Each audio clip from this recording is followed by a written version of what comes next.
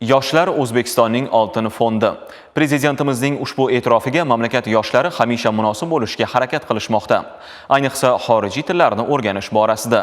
Hozirgi vaqtga qadar butun respublikamiz bo'ylab 40 ga yaqin yoshlar xalqaro IELTS imtihonidan eng yuqori 9 ballni qo'lga kiritgan edi. Yaqinda ularning soni yana bittaga ortdi. Ya'ni vohadoshimiz Shohruh Mirzo Jumaniyozov Xorazm viloyatida ilk marotaba IELTS imtihonidan 9 ballni qo'lga kiritdi. Muxbirimiz Shahnoza Qalandarova u bilan suhbatda bo'ldi va lavha hozirladi. 27 yoshli Shohruh Mirzo Jumaniyozov oddiy oilada ulg'aygan. Bolaligidanoq uning maqsadi xorijiy mamlakatda o'qish bo'lgan.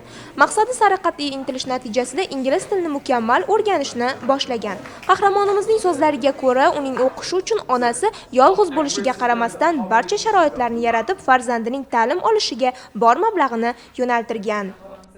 Ingliz tilini o'rganish orqali birinchi navbatda men o'z orzuyim chet davlatida o'qishni ro'yobga chiqarishni xohlaganman va shu orzuyim amalga oshishi uchun ham qattiq harakat qilganman. Oilamda men bir farzandman va faqat onam meni tarbiyalagan va hamma qo'lidan kelgan hamma narsani meni ta'limim uchun shu investitsiya qilgan.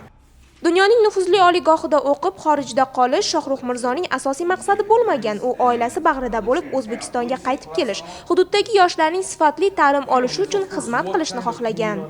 Bu markazni boshlagan paytimda o'zimda 7 IELTS darajam bo'lgan. Shu bilan boshlaganman va yillar o'tib 7,5, 8, 8,5 va mana faqat hozir 9 eng yuqori darajani qo'lga kiritdim.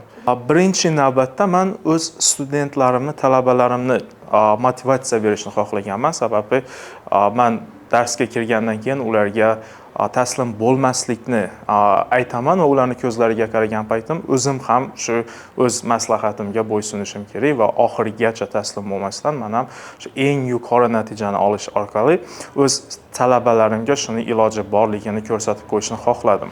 10 yillik mehnat 5000 dan ortiq o'quvchilarni ilm va yuksalish yo'lida birlashtirgan qahramonimizning yonida bugun o'zi o'qitgan yoshlar jamoa sifatida shakllangan. Aslida bir paytlar men ham Shohruh Mirzo Jumaniyozovning o'quvchisi bo'lganman va hozir birga bir jamoada ishlab kelyapmiz. Bizning ustozimizning IELTS natijasi nafaqat uning shogirdlariga, balki jamoasiga ham katta motivatsiya berdi va biz ham natijalarimizni yangilaymiz degan umiddaman. Shohruh Mirzo Jumaniyozovni mamlakatimizning oltin fondi deya e'tirof etilgan yoshlar qatorida ekanligi bugungi islohotlar jarayonini ham chuqur his qilishga, daxldorlik tuyg'ularini ham oshirishga turtki bo'lmoqda. IELTS dan yuqori, ya'ni 7+ ball olganlarga pulni qaytarib berish nimasi yaxshi yo'lga qo'yilgan.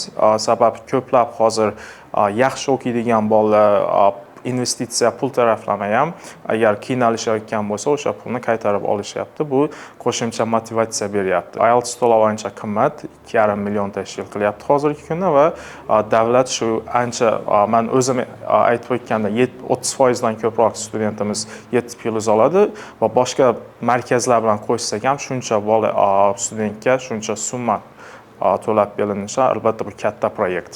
Shohruh Mirzo nafaqat ingliz tilidan xalqaro darajada yuqori ballga ega, balki xitoy tilini ham C1 darajada biladi. Shijoatli yoshlar jamoasida ishlash va doimiy intilish bilan o'ylaymizki, endilikda u o'zi kabi til o'rganuvchilari safini yanada oshirishga astoydil harakat qiladi.